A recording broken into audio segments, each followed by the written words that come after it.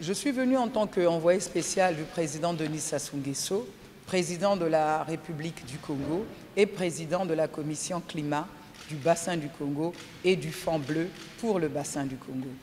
Et je suis venu également en tant que ministre justement de l'environnement, du développement durable et du bassin du Congo, mais particulièrement en ma qualité de secrétaire exécutive de la commission climat du bassin du Congo et du Fonds bleu pour le bassin du Congo.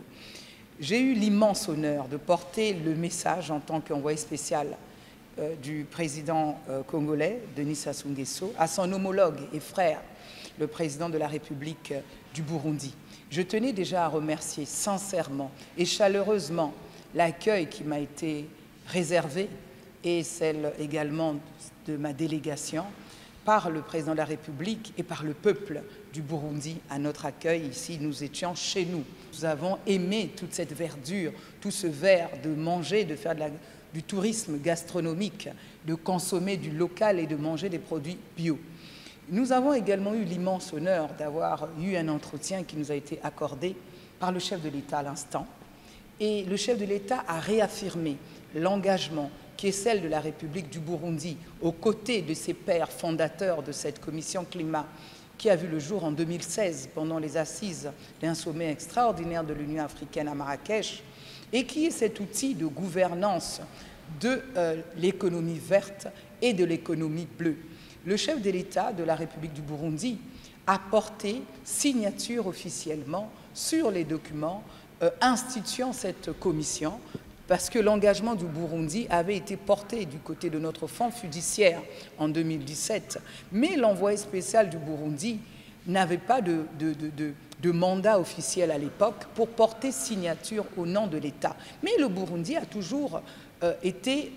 comme l'a rappelé le président, un acteur majeur de la commission climat. Et le président de la République nous a rappelé quel est le lien que nous avons entre les deux communautés qui nous retrouvons pas par rapport au découpage simplement géographique, mais par la volonté de nos chefs d'État, m'a-t-il rappelé, pendant ce sommet de l'action qui s'est tenu à Marrakech, en marge de la COP22, d'avoir la volonté des 54 États de notre institution continentale de l'Union africaine, d'avoir sur les fonds baptismaux donnés aux États créé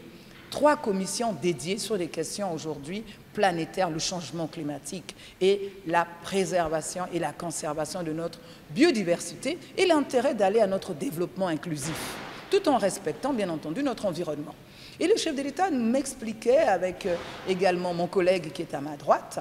le ministre de l'Hydraulique, et était en train de nous expliquer d'où vient cette source d'eau de cette commission qu'ils ont créée, puisque aux côtés des 2 autres commissions sœurs, comme je vous l'ai dit, nous avons la commission des États insulaires, qui est portée par la République des Seychelles, et de l'autre côté, la commission de la région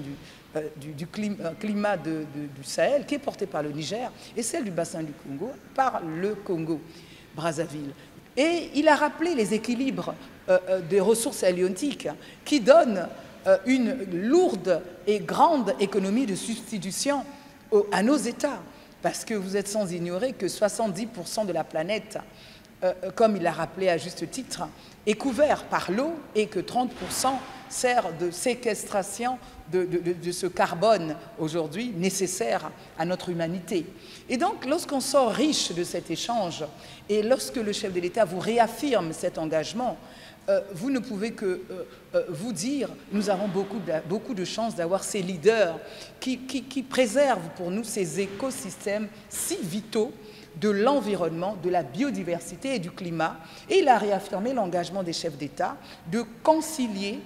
le climat et la biodiversité qui sont intrinsèquement liés et qu'il nous faut aujourd'hui maintenant lever des financements dans le cadre de notre développement, tout en respectant l'accord de Paris et les engagements que nous avons pris au niveau des Nations Unies dans le cadre des 17 objectifs de développement durable et dans l'un que vous connaissez, l'éradication de la pauvreté. Et il nous a rappelé notre coopération également bilatérale avec le Congo en matière d'agriculture, puisque aujourd'hui il est avéré que le Burundi est un grand leader dans l'agriculture. Vous produisez beaucoup de pommes de terre et autres. Et donc aujourd'hui ça a été pour moi, vraiment en tant qu'envoyé spécial du chef de l'État de la République du Congo, président de la commission climat du bassin du Congo, vraiment